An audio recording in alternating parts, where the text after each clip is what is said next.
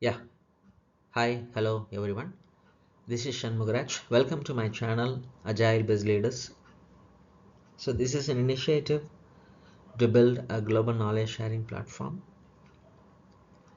in the domains of project management, agile and leadership, right? So you can help me grow either by joining or subscribing my channel or sharing my videos with their friends who are in need of it, right? So having said that, let us get into today's video. So in this video, I'm going to discuss the first component of a system of value delivery, which is creating value. So let us try to set the context of creating value, right? So projects are vehicles to deliver value, or they are designed to deliver value and maximize the return. So projects exist all organizational types, from large enterprises to the government agencies to small non-profits and families, right? So we are using the word vocabulary called organization broadly, right? The projects are specifically designed to deliver value or enhance the value protection capabilities of an organization, right? There should be some business benefits out of this project. Otherwise, why would you begin a project? Why would you commence a project? So the expected value from any project must meet or exceed the organization's set financial and non-financial return targets, right? See, for example, I want to introduce a metro in a city. The project should meet, at least divert certain amount of crowd of traffic to metro, right? It should give some relief to the other roadways and everything, right? So there should be some expected value for any project. So value maximization requires a careful balancing of competing constraints, right? How there is a scope, there's a schedule, there's a budget, there's a risk management. So you have to, while maximizing the value, as a PM, you need to have a role of balancing all these different constraints, right? So value delivery now extends beyond internal organizational objectives. It goes to including societal impact and sustainability goals as well, right? So as system of delivery, one of the components being creating value that's getting a broader impact. That's very important point we need to understand. So as part of creating value, we need to understand the term called business value, right? What is a business value, right?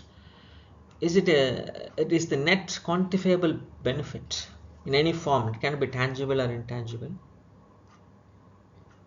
that contributes to the overall organization's overall health and well-being, right? So first of all, you should be able to quantify it. It can be tangible or intangible, but it should be contributing to the overall health and well-being of the organization, right? So what could be the durations? The value can be realized during the project, at the end of the project, or in the long term through sustained capabilities, right? After delivering the project, right? If you are putting a metro in a particular city, you will have a sustained capabilities. So this will get a benefit, you know, through next 20 years or 30 years, right? The duration is, you need to understand, right? So what are the tangible elements, right? So measurable assets like monetary assets, productivity, profitability, and the market share. These are the tangible elements. Through my project, I should be able to create a value in terms of monetary, or in terms of cost cutting, or in terms of profitability, or in terms of revenue increase, right? And then intangible elements examples could be, a goodwill, reputation, brand, compliance, acquire knowledge, and employee well-being, right? So these are the some of the examples. And we need to understand another term is value thresholds.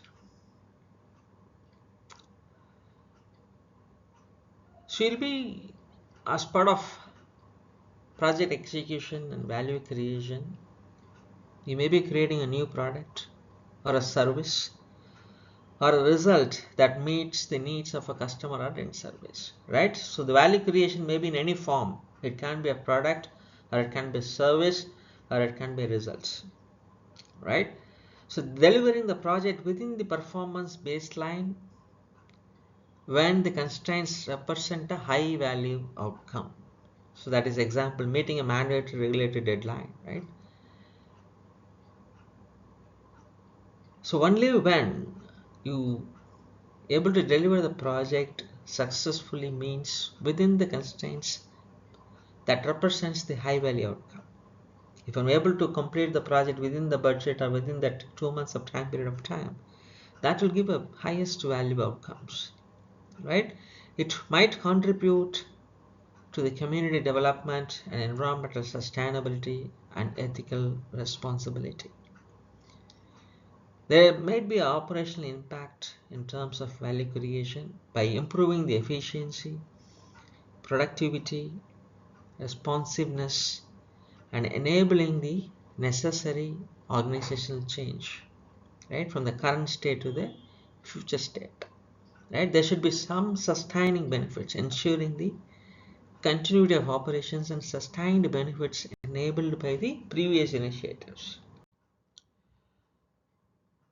Let's try to understand what are the components you need to think of or you need to consider as an integrated system for a value delivery, right? If you want to deliver a value, we need to execute a project. And we need to understand how this value delivery system and what are its components and how it is get integrated, right? So this is the picture talks about an example of a system of value delivery, right? The minimum we are expecting these many components should be available as part of the value delivery system, right? There is an external environment like market trends, regulations, customer needs, right, or governments. There is an internal environment within our organization like culture, processes, and resources. And there is a vision, and vision defines long-term aspiration and purpose, right? For any system of value delivery, your starting point should be vision and a mission. What is the purpose? What is the vision in which I'm directly going? I mean, the direction in which I'm going. What is my long-term aspirations? Right? Vision and mission always long-term and strategical. Then comes the strategy and objectives. Translates the vision into actionable goals. Within that strategy, then we have portfolio management, which aligns the programs and projects with the strategy. Then we have program and project management, which delivers benefits and outputs. Then operations maintains products and ensures continuity. Finally, resources, people, technology, and finances enabling the executions. So these are the 6 or 7, 8 components you need to understand when it comes to the value delivery. So in this slide, let's try to understand the different vocabulary coined within the system of delivery. We need to understand these different things. So we start with system output, right? So system components create deliverables. It's a product. So for example, if you're building a CRM product customized for a particular bank, that's a product, right? That's an output used to produce, right? That is the vehicle to produce outcomes, right? So by implementing CRM product is your output. What is an outcome, right? The end result are a consequences, the change generated by the deliverables, right? By introducing CRM, what is the outcome? There are many things would have automated, would have created many systemic things. Then what is the benefit? The positive outcomes realized by the organization that create worth or utility, right? By introducing CRM, right, a cloud system, something like Salesforce, right? I'd be having a better lead generation. I should be having a better process for prospecting. That's my benefit. I should be having a better lead and prospect conversion. That's my benefit. And what is disbenefit? Negative consequence, right? Negative consequences are losses that might be minimized or offset. If the CRM introduction of CRM product in a particular region or a particular geography, it fails to do something about it, right? What we intended for that, it's better to remove that product, right? It's because it is giving it its benefits. Then there should be something called investment justification. So a project's expected value, that is benefits over the investment, must meet or exceed target threshold to justify the initial investment. So this picture talks about the information flow and the feedback loops for a system of value delivery, right? So we talked about vision and mission, and then strategy is converted into portfolios. Portfolios are distributed into programs and projects, and then it goes to operations, right? So you need to understand the information flow from senior leadership to portfolio to programs, and programs to operations, right? And there is a feedback loop as well, right? So everything gives feedback, to the previous one, right? And there are outcomes and value performance analysis also given as a benefits as a results. So you need to understand this, this system of value delivery, how is the flow and the feedback loops. So as a project manager or program manager, how do I go about assessing my success being part of a value delivery system, right? There are two things you need to understand. One is outcome success, other thing is process success. So when it comes to outcome success, we always talk about the effectiveness of this project. It focuses on the realizing the intended value and the strategic goals. It may talk about the financial return on investment and non-financial, something like sustainability. So value realization can happen during or immediately after or long after the project. So it is very critical for organization survival and competitive advantage. So you need to understand that this one way of measuring the success of a project is outcome success. Right? It is my project delivered the required financial benefits, required sustained benefits, right, by the execution or by the investment we made. The second success we can measure through the process success, that is on efficiency, that is focuses on the efficiency of execution, right, the measured by the adherence of iron triangle like cost, scope, time and quality, and it ensures resources are used effectively, necessarily for profitability, but it is very insufficient alone for business success, right? So it is very internal to nature actually. Are we getting realized benefits in terms of profitability, in terms of gross margin, right?